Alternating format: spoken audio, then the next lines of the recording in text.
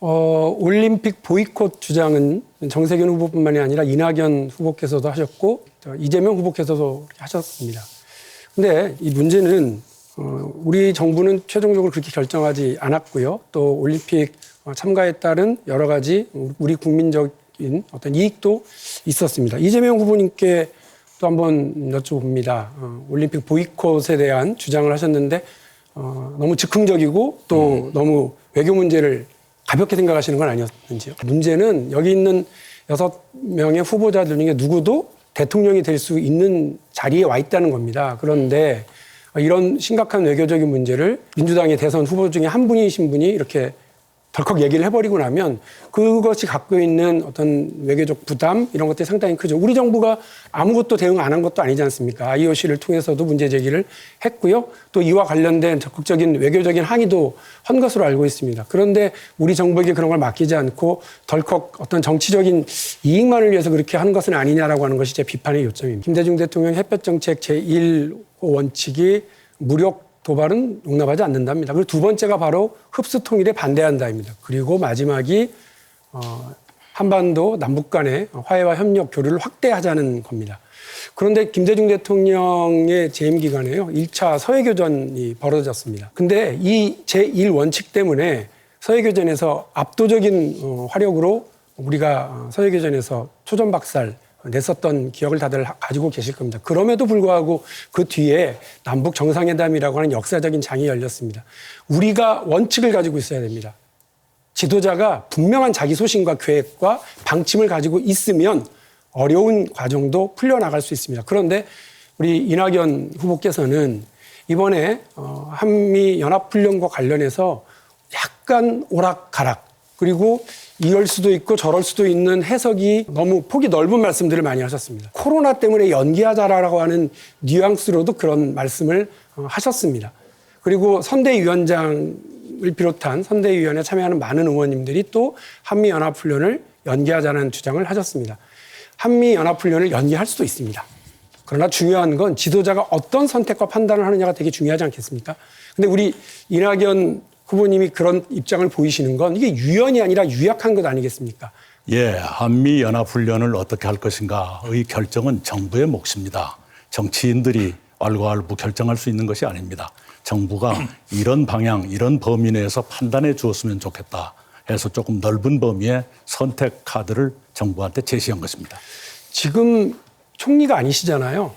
다음 대통령을 하시겠다고 하시는 분이 바로 몇 달 뒤면 대통령이 되실 수 있는 분이 그렇게 말씀을 하시면 조금 그건 아니지 않나 싶은데요. 현직 대통령과 현직 정부가 있기 때문에 오히려 예의를 지키고 배려를 하는 것이 옳다고 생각합니다. 그 추가 경정 예산 또 재난지원금 관련해서도 다 정부가 알아서 할 일이다라고만 얘기를 하셨다는 말씀이신가요? 그렇지는 않죠. 당 대표는 대표의 역할이 있습니다. 예, 그리고 정부와 협의해서 합의가 되면 그에 따르고 그런 입장을 취해왔습니다. 당대표가 아니고 총리도 아니신 상황에서 정치인이 국민들에게 자신이 어떻게 그 상황을 맞이하고 관리할 수 있는지를 보여주는 것이 이 경선 과정이고요. 네. 정치인의 책임 있는 자세라고 저는 생각을 합니다. 이재용 부회장 사면 그리고 가석방 관련해서요. 이렇게 얘기하신 건가요? 재벌이라고 해서 특혜도 아니지만 역차별도 안 된다. 맞죠? 네. 예, 맞으시죠. 근데 제가 지금 읽어드린 이 말은 네. 이재명 후보님의 말이 아니고요. 박근혜 대통령이 지난 6년 전에 최태원 회장에 대한 가석방에 대해서 했었던 말입니다. 이재명 후보와 묘하게도 똑같습니다. 이재명 후보는 2017년에 제가 누누이 말씀드렸습니다만 국정농단 세력 이재용 부회장에 대한 사면은 절대 안 된다라고 얘기하셨고 다른 후보들 문재인 대통령에게까지 그 당시에 같이 천명하자고도 얘기하셨습니다. 이 재벌 특혜와 관련해서 이런 식으로 말을 바꾸시거나 침묵하는 것이 이재명식 재벌 개혁이고 이재명식 공정인지 먼저 묻겠습니다. 제가 그때 집회 당시에는 주로는 이제 박근혜 대통령 얘기였고요. 제가 이재용 부회장은 구속해라 이렇게 얘기했습니다. 사면은 그때는 대상이 아니었죠. 그런데 제가 말씀드리고 싶은 것은 우리는 정말 법 앞에 평등한 민주국가를 꼭 만들어야 됩니다. 특혜를 줘서도 안 됩니다. 재벌이라는 이유로 자꾸 지금까지처럼 사면해주고 아니면 형량도 깎아주고 이렇게 하면 안 되죠. 네, 시간이 됐으니까요. 예, 제가 제 말씀을 좀 드리는 걸로 네. 하겠습니다. 특별히 그렇게 하실 말씀이 없으실 거예요. 왜냐하면 지금 그렇게 말을 빼시는데요. 그러면 그때 같은 국정농단 세력이라 그러면 누굽니까? 박근혜 대통령하고 거기다 뇌물 준 사람 아니에요? 네. 이제 와서 그걸 아니다고 얘기하시는 건 누가 들어도 비겁한 변명밖에 되지 않습니다. 대통령 되시기도 전부터 이렇게 입장이 오락가락하면 대통령 되고 나서는 어떠실 거예요? 네. 저는 재벌 눈치 보지 않고 오락가락은 정치를 일방적인 해왔고요. 주장이시고요. 네. 한유총 압력에도 맞서서 당당하게 싸워왔기 때문에 대통령이 돼서도 저는 재벌 눈치 보지 않고 기득권 세력들에게 당당한 대통령이 되겠습니다. 국민연금이 이제 고갈될 거라고 해서 여러 걱정이 많고요. 또 나라빚은 계속해서 늘어가고 있습니다. 그런데 우리 후보들께서 세금으로 1,000만 원 나눠주겠다, 3,000만 원 나눠주겠다, 1억 나눠주겠다고 하는 이런 세금 동원, 물수득 동원하는 그런 공약이 나와서 실망스럽습니다. 나라의 미래 세대에 대한 책임이 없는 말씀이라서 정치하는 사람들 양심도 없다 이런 얘기도 듣고 있습니다. 이재명 후보의 기본소득, 기본주택, 기본금융 저는 다 기본적으로 문제가 있고 기본이 안 돼 있다 이렇게 생각을 합니다. 기본소득은 어마어마한 증세를 예고하고 나라 국간을 거덜낼 이야기만 하고 계시는데 재원대책 마련은 없고요. 기본주택에는 100만 채를 지을 땅이 없고요. 기본금융은 신용불량, 금융대란에 대한 대책이 없습니다. 나라를 생각하는 지도자의 태도가 아니라서 이거는 대책도 없고 양심도 없는 거 아니냐 이런 생각입니다. 기본소득 관련해서요. 월 2만 원씩 준다는 기본소득 재원 20조 원. 이거는 집권하고 그 다음 해부터 하시겠다고 했는데요.